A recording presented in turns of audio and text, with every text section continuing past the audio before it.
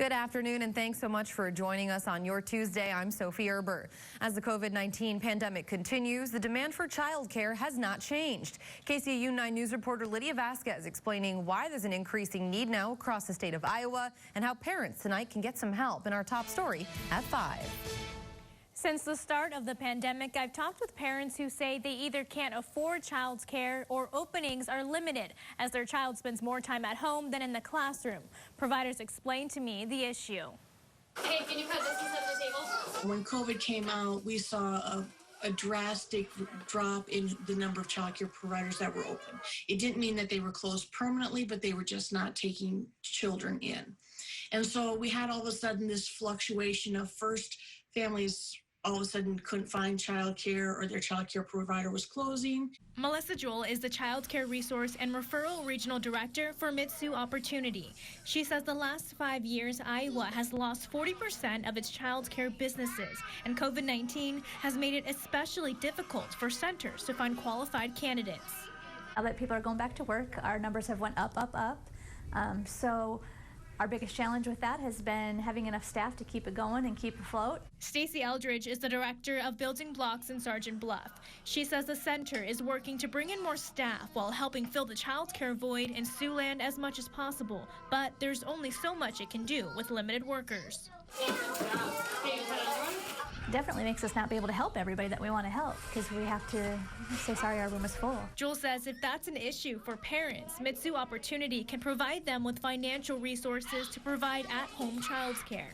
If needed, meet with a group of parents of like-aged children, and maybe they are having the same issue that you're having, and try to find out a group solution to it too. That maybe not one person is home every day, but maybe one person is working with a group of children. Mitsu Opportunity has a statewide hotline for parents who need financial help with childcare. We'll have a link to where you can get assistance on our website, SiouxlandProud.com. Just click on this story under the Featured Content tab. Lydia Vasquez, KCAU 9 News. All right, thanks so much, Lydia. Now for a quick check on the latest COVID-19 numbers across Siouxland. Woodbury County health officials reporting the county's 58th virus-related death, as well as 21 new cases today. In Nebraska, Dakota County reports 10 new cases and 83 negative test results. And in South Dakota, Union County now reporting 45 active cases, while Clay County reports 138 active cases. Both counties have substantial community spread. The CEO of BioNTech is confident that the company's vaccine could be ready for approval as early as this mid-October. BioNTech is a German biotech firm who's partnering with Pfizer. It has an excellent profile, and I consider this vaccine as a vaccine which is near perfect, which has a near perfect profile. Yeah, we have done preclinical experiments. We have shown that this vaccine is able to protect animals from infection in really tough challenge experiments, and we have of course done much more testing than we have published so far. And turning now to crime news, authorities continuing to look for a suspect after a man was reportedly stabbed in South Sioux City on Sunday. The incident took place at 301 East 19th Street around 4:25 in the afternoon. Arriving officers found the victim, 33-year-old Casey Warnock, with non-life-threatening injuries. He was taken to an area hospital. Warnock told police shortly after he arrived home, a vehicle stopped and he was confronted by an unknown man. He was then hit twice by a metal object before the alleged suspect fled in what's being described as a black SUV with Minnesota license plates. Anyone with information is asked to call the South Sioux City Police Department. That number is 402-494-7512. A teenager accused of shooting a police officer in Lincoln 2 weeks ago is now charged with first-degree murder, since the officer has since died. The charges were upgraded today against 17-year-old Felipe Vasquez in the shooting of Lincoln police investigator Mario Herrera. Vasquez has already been charged with second-degree assault of a peace officer. Herrera, a plainclothes officer, was shot on August 26th while serving an arrest warrant on Vasquez for the March stabbing death of 36-year-old Edward Varhica. Now, Governor Pete Ricketts has ordered flags to fly at half-staff until sunset this Friday to honor the fallen Herrera. Well, state watchdog says an Iowa teenager who died of starvation back in 2017 could have been saved if social workers and contractors had been more thorough when they investigated her living conditions. The Iowa State Ombudsman releasing its findings today in the case of 16-year-old Sabrina Ray. She weighed just 56 pounds and was severely malnourished. That's when authorities found her body in her home in May of 2017 in Perry. Ray's adoptive parents, who parented foster kids, adopted 4 children and ran an in-home daycare. Eventually received lengthy prison sentences for kidnapping and also child endangerment.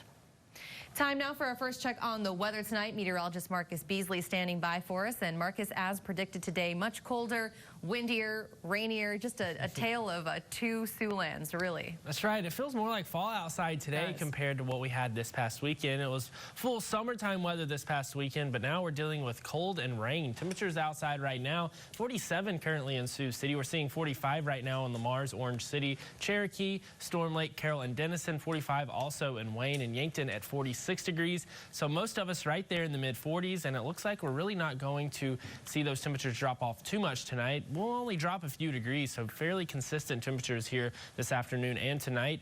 We'll see 43 for your low tonight in Sioux City, 41 in Lamar's and Cherokee, 42 tonight in Storm Lake and Carroll.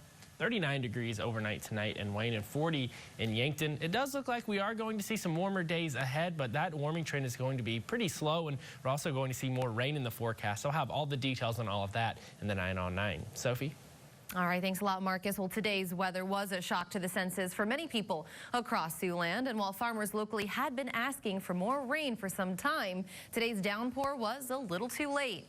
Siouxland farmers are already close to harvesting some of their fields. Today's rain will not have an impact, they say, on their final product. If the rain were to continue, in fact, grain quality specialists say there's actually a higher risk of mold. Harvest is probably going to be about 3 weeks early. We'll probably start seeing some beans come in next week, and I've actually had some guys testing some corn that they might actually start taking out the corn next week. And coming up tonight at 6, KCAU 9's Jessica Watson shares what Siouxland crops are actually looking like this season. 2 days after a federal judge ordered the U.S. Census Bureau to stop temporarily winding down operations for the 2020 census, the statistical agency says it is now refraining from laying off some census takers, and it's restoring some quality control steps. The Census Bureau says in court papers today that it's holding off on letting go census takers who were in the later phases of the head count of every U.S. resident. Those door knockers will still be assigned to homes to visit. That's an effort to get answers for the 2020 census questionnaire still. The census, of course, helps determine how many congressional seats each state actually gets. Postmaster General Louis DeJoy once again facing scrutiny from the House Oversight Committee. This time, House Democrats will investigate whether or not DeJoy encouraged employees at his business to contribute to Republican candidates and then reimbursing them in the form of bonuses, a violation of campaign finance laws. The Washington Post reports 5 people who worked for DeJoy's former business were urged to write checks and then attend fundraisers at his North Carolina mansion. And Congress has been pushing for more diversity and inclusion in the banking industry, arguing the pandemic is a perfect example of why financial regulators need to take some action now. KCAU 9's Washington correspondent Jesse Turner reports. The success of our economy depends on the full inclusion of all communities. A House committee led by Congresswoman Joyce Beatty called on the country's top financial regulators to include more women and minorities in the workforce. It is in a company's best interest to hire and develop a diverse workforce and create an inclusive work environment. The all-female directors of the Offices of Minority and Women Inclusion told Congresswoman Ann Wagner recruiting and retaining these employees is still a challenge. We have been working extensively to build more relationships with the minority, women, and veteran businesses. The agency said their efforts include more incentives and training at their institutions, but said some of the training programs could hit a snag. They are asking for us to stop all training. The Trump administration recently instructed federal agencies to end racial sensitivity programs that address topics like white privilege, calling them, quote, divisive anti-American propaganda. Beatty asked the witnesses if any of their trainings said virtually all white people contribute to racism, as the Trump administration claimed. We absolutely do not have training that in any way contributes to divisive language like that. Our purpose in our training is to educate and not alienate anyone. So for now, the federal agencies will continue business as usual. In Washington, Jesse Tenor, KCAU 9 News. The city of Sioux City is reminding residents tonight that garbage and recycling collection will be done as normal this week, despite the Labor Day holiday. According to the city, many residents did not place their bins outside for collection on Labor Day, causing some gill hauling trucks to be delayed today as they return to those homes for pickups. Well, he started scuba diving at the young age of 98 years old. He's showing no signs tonight of stopping either. How a centenarian became a world record holder in this underwater activity coming up. And we've had rain all day today, and it looks like those showers will continue as we head into the overnight period. More rain for the rest of this work week, but a nice weekend is ahead. I'll have all of those details after the break. You're watching KCAU 9 News with Sophie Erber and meteorologist Marcus Beasley. This is KCAU 9 News at 5. Thanks for sticking with us. Probably welcome to be inside and hopefully warm on your couch today, because we're looking at temperature changes just from yesterday, and then I'd love to compare them to Sunday because they are drastic. Yeah, very drastic temperature changes out there. We're seeing them in the 40s throughout Siouxland.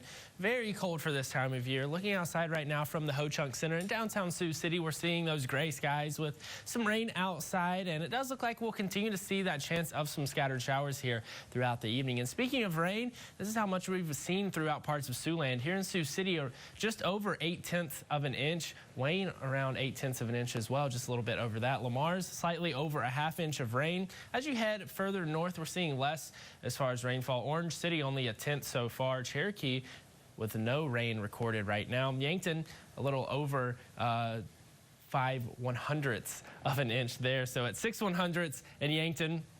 And then as you head further south, we've seen more impressive totals, over an inch in Tekamah and Denison, as well as in Carroll. Almost 1.25 inches in Carroll, just shy of that number. And Wayne and Norfolk coming in at 0.84. So we have seen a decent amount of rain here throughout Siouxland, especially compared to what we've seen all summer. Actually, a substantial amount of rain compared to what we've seen this summer, and it looks like that rain will continue in the days to come. Temperatures outside very chilly as well, in the mid-40s throughout much of Siouxland. Pretty much everyone in the mid-40s throughout the region, right around 45 degrees or so. Wind chill values in the upper 30s and lower 40s, so we are seeing that breeze out there, and that mixed with the cool temperatures, we're seeing wind chill values very chilly outside. And wind speeds, they're out of the north, wind direction I should say, out of the north, with wind speeds roughly around 15 to 20 miles per hour for most of us. Here in Sioux City, we're seeing 20 mile per hour wind, 14 mile per hour wind in Wayne and Lamar's, as well as Cherokee, 18 mile per hour winds in Spencer, 13 in Orange City and Yankton. So we are seeing some breezy conditions outside once again today. Satellite radar showing those showers moving through the region, and you can really see that southern and southeastern Siouxland really seeing the heaviest rain, where we're seeing those brighter green colors, those darker green colors I should say, along with those brighter yellows and red colors. That's where we're seeing some thunderstorms down there as well, a little bit of thunder and lightning mixed in. And central and northern Siouxland still seeing a decent amount of rain, but we're seeing the lighter rainfall totals here, but still we're in a drought, so any rain is helpful when it comes to that. Stormcast showing that we are going to continue to see some showers tonight by 9 p.m. Most of that will fall in southern Siouxland. We'll see a break tonight and into tomorrow morning by 1 a.m. Just mostly cloudy skies. And then as we head into the daylight hours of your Wednesday morning, we are going to begin to see some more rain showers throughout Siouxland that could become moderate to heavy at times as far as that rain falls. And then as we move into Wednesday night and into Thursday morning, again, we'll see a break in the rain. The clouds, they do look to stick around, though, on Thursday. We'll see a slight chance of rain on Thursday, but a little bit less of a chance compared to what we're seeing today and what we'll see tomorrow. As far as the rainfall forecast goes, and this is additional rain on top of what we've already seen, it looks like, again, a break tonight and into tomorrow morning, but by tomorrow afternoon, we'll see right around 1/4 inch for most of us additional. And then as we head into your Thursday morning, we could see some more rain on top of that. And then by Friday, it does look like we might even see a little bit more rain here in Siouxland. I think we could see additional up to a ½ inch of rain throughout much of the area before the weekend gets here. 43 degrees overnight tonight with a chance of a few showers. 50 degrees tomorrow with light rain showers, especially in the morning. We'll see a bit of a break in the afternoon. Thursday looks to be a bit of a break in the rain as well. Your 9 on 9 forecast forecast showing that. 50 degrees tomorrow with a 60% chance of showers. 62 on Thursday. We'll still see a 40% chance of some scattered rain, but it is looking a little bit less likely compared to today. As we head into Friday, a 50% chance of showers, a high of 64.